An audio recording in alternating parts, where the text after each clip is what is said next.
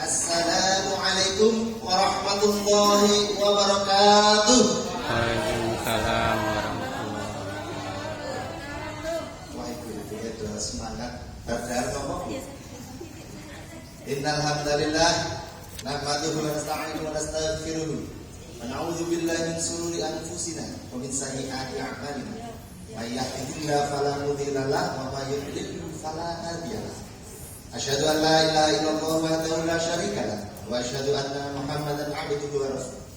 Allahumma shalli wa sallim ala sayyidina Muhammad wa ala alihi wa sahbihi ajmain. Amma ba'du.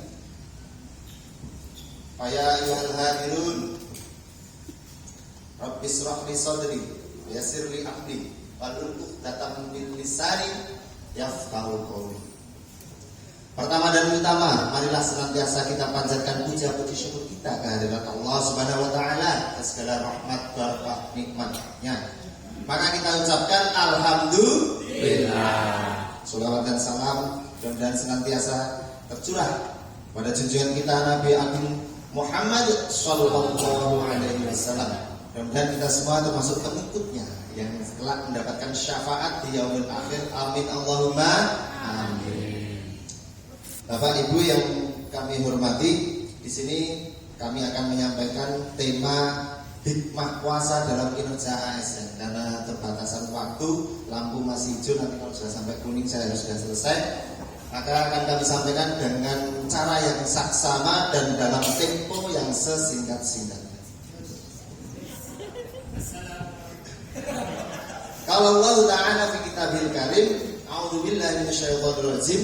Ya ayyuhalladzina amanu taqullaha haqqa tuqatih wa la tamutunna illa wa antum muslimun.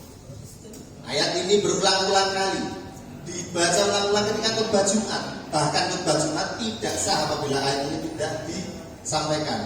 Berarti ayat ini mengandung informasi yang sangat penting. Mari kita lihat artinya. Hai orang-orang yang beriman, wahai orang-orang yang beriman, bertakwalah kamu pada Allah dengan sebenar-benarnya takwa, dan jangan kamu mati kecuali dalam keadaan Islam. Nah, bagaimana cara kita bertakwa? Nah, pada ayat yang lain Allah menjelaskan, ya ayyuhalladzina amanu kutiba alaikumusyamu kama kutiba alal ladzina min qablikum la'allakum tattaqun. Wahai orang-orang yang beriman, diwajibkan atas kamu sekalian bertakwa, berpuasa. Wah, ternyata belum pada. Diwajibkan atas kamu berpuasa, sebagaimana diwajibkan atas orang-orang sebelum kamu agar kamu sekalian menjadi bertakwa. Artinya kunci sukses, kunci bertakwa itu salah satunya adalah puasa. Fadilah orang yang berpuasa ini salah satunya adalah mulutnya itu. Mulutnya itu ampuh Pak. Doa orang berpuasa itu salah satu dari doa yang tidak tertolak oleh Allah. Orang zaman dulu kalau mau ampuh sakit biasanya suruh puasa. Tindakannya puasa. Jangankan manusia, hewan saja kalau mau puasa itu mesti ampuh Pak. Contohnya ular. Ular itu makan sekali, puasa seminggu. Makanya ular itu punya senjata mematikan ampuh di mulutnya yang namanya bisa. Beda dengan kambing. Kambing itu nggak pernah puasa, wangan terus.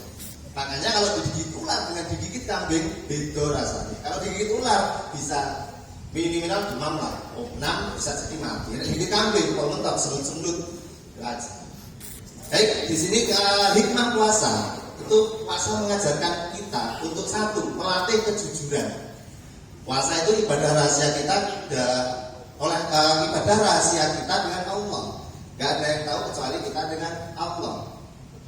Makanya itu bisa saja kita kalau pas puasa masuk kamar makan nasi padang, es teh seger, keluar kamar gak ada yang tahu kalau kita puasa. Tapi kenapa kita gak lakukan itu? Karena kita tahu bahwa Allah itu maha mengetahui, CCTV-nya Allah itu on terus, selalu mengawasi kita 24 jam selama hidup kita. Makanya apabila ini diimplementasikan untuk kehidupan atau pekerjaan kita sehari-hari sebagai ASN, itu sangat bagus. Makanya orang kalau ASN mengimplementasikan hikmah puasa ini, maka dia akan menjadi ASN yang jujur, tidak korupsi, tidak menghalalkan segala cara, motong anggaran, sholat goib dan sebagainya dan sebagainya. Wah, kita sih ngobrol-ngobrol ya goib itu. Yang kedua, mari kita lanjut. Yang kedua melatih kesabaran. Mengapa orang berpuasa itu sabar? Padahal bisa saja mokah, ya. Kertas mokah, ya, mokah.